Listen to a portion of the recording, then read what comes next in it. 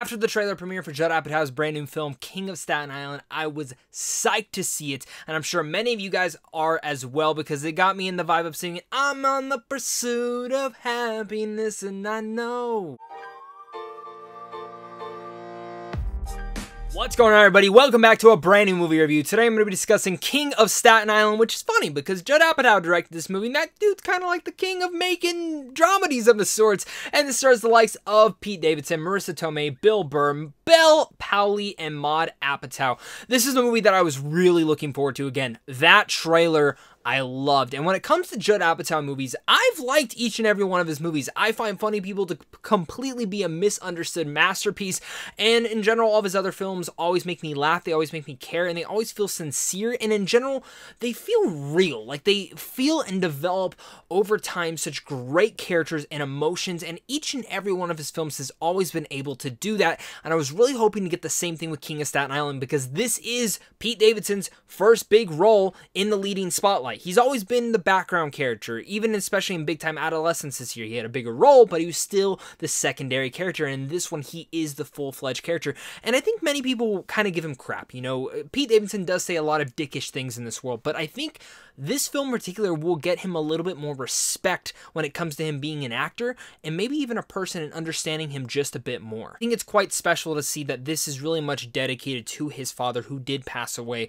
and it's honestly quite unique to see how they were able to bring that into this light, and I think this is a way of Pete Davidson maybe even being able to get a little bit of therapy into that part, and maybe understand him a little bit more, and feel relatable in some natures that he has to go through. Of course, if you guys are new here, though, make sure again to hit that like and subscribe button if you enjoy being a geek like me. If you love talking movies, I want to keep talking them with you guys, so make sure to hit that like and subscribe button. Don't miss out on content like this on a daily basis, as well as comment down below and let me know your guys' thoughts. Are you guys excited for this movie? Are you not? Let's discuss it. Staten Island is about Scott, who has the case of Arrested Development since his firefighter dad had passed away. He spends his day smoking weed, dreaming of being a tattoo artist, until events force him to grapple with this grief and take his first steps towards life. Again, this is a movie that I feel like will be therapy for many people. Many people will be able to relate in certain instances, in particularly with this element, especially if you've ever grieved over a loved one, especially someone who's very much close to you. And King of Staten Island really takes that route in such a brilliant way. And I think that's where I have to start out with, is the directing in here. Judd Apatow, again, is once again the king of making dramedies.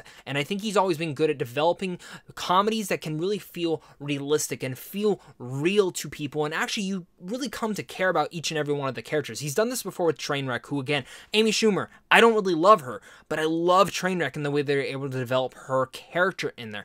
Knocked Up, Funny People, 40-Year-Old Virgin, whatever you want to say, he's always been a really great job at building these characters up. And King of Staten Island, he does an excellent job with that, and seeing how Scott is able to develop as a character, and again, seeing the grief and the tonal shifts that we have that come about him, are some of my favorite parts about King of Staten Island. It is a long movie. It's 2 hours and 14 minutes, and, you know, that's a typical Judd Apatow movie for me, and I was expecting that, but to be honest, when the film ended, I kind of wanted it to be a little bit longer, because I was so invested into this character. I wanted to see where he was gonna go next. I think, honestly, that is one of the most fascinating parts about this film, is how that they play that out, and in general, how interested you get into his life and everything revolving around that. I think the one thing I do give props to this is the pacing. This always comes different to people. People love the pacing in some Judd Apatow movies, some people don't.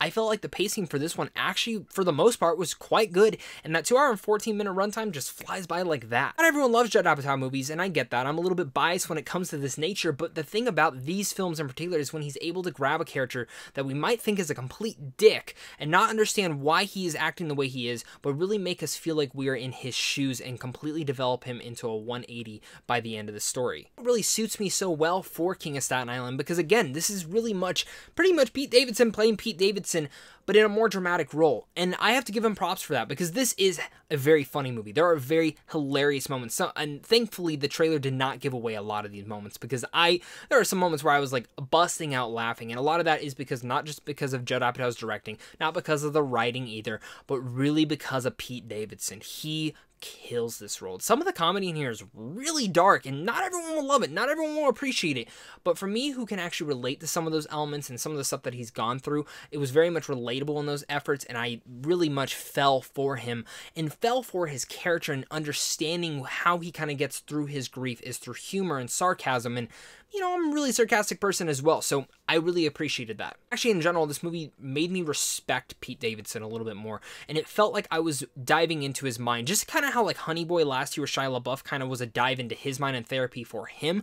I felt kind of the same way with King of Staten Island. Obviously, they are two completely different genres. I really feel like the relatability aspect from both of those films are really tied into both of these characters so well. While we're talking about performances, of course, Marissa Tomei is always going to be great, but truly the big showstopper in here, and really the scene stealer, is Bill Burr. This guy is fantastic, and I think Judd Apatow uses him perfectly inside this movie. I think those performances overall, knitted within the humor and the drama aspects, just makes this film feel real. A lot behind this film, and everyone nails their roles so well when it comes to the comedy, the emotional parts, and in general the dramatic efforts.